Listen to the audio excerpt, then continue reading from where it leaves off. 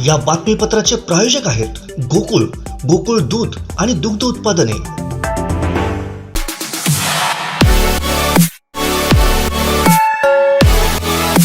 नमस्कार, हे आहे कोकणचं नंबर 1 महा चॅनल कोकण 7 लाईव्ह आणि आपण पाहतायत सकाळच्या टॉप 5 बातम्या।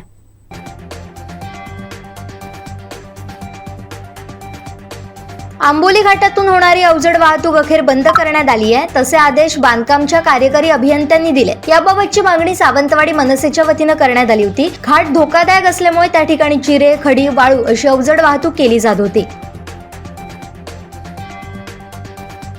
सावंतवाडी येथील राजवाड्याच्या लेस्टर गेट परिसरात फुलणारा कैलासपती वृक्षाचं फूल अनेकांचं लक्ष वेधून घेतोय। त्याचं सुंदर छायाचित्र शहरातील फोटोग्राफर रोशन सापळे यांनी टिपलंय। आंबोली येथील शौर्य चक्र प्रदान शहीद पांडुरंग गावडे यांना आजी माजी सैनिकांनी आदरांजली वाहिली। आंबोली मुळवंदवाडी येथील सैनिक पांडुरंग गावडे यांना जम्मू काश्मीर येथील कुपवाडा इथं दहशतवाद्यांशी लढताना बॉम्ब शेल्टर लागून ते शहीद झाले होते। त्यांच्या स्मारकाच्या ठिकाणी आंबोली येथील आजी माजी सैनिकांनी आदरांजली वाहिली।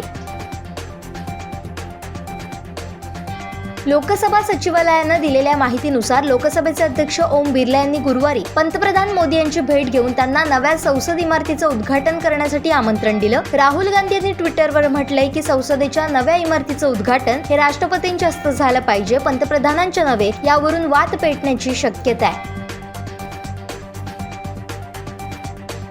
गेल्या 2 महिन्यांपासून उकाड्याचा सामना करावा लागणाऱ्या मुंबईकरांना आजचा दिवस दिलासा मिळणार आहे। दिवसभर मुंबईत ढगाळ वातावरण राहणार आहे, त्यामुळे मुंबईकरांची काहिली थांबणार आहे। तसेच आजपासून 3 दिवसात राज्यातील काही भागात पाऊस येणार आहे। मात्र राज्यात मान्सूनची खरी दस्तक जूनच्या पहिल्या आठवड्यात होणार असल्याचा अंदाज हवामान खात्यानं वर्तवलाय।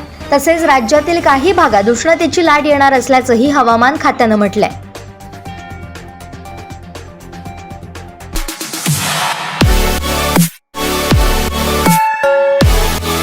आणखीन महत्त्वाच्या घडामोडींसह भेटूया यानंतरच्या बातमीपत्रात। पाहत रहा कोकण 7 लाईव्ह, नव्या कोकणचा ग्लोबल ब्रँड। या बातमीपत्राचे प्रायोजक होते गोकुळ, गोकुळ दूध आणि दुग्ध उत्पादने।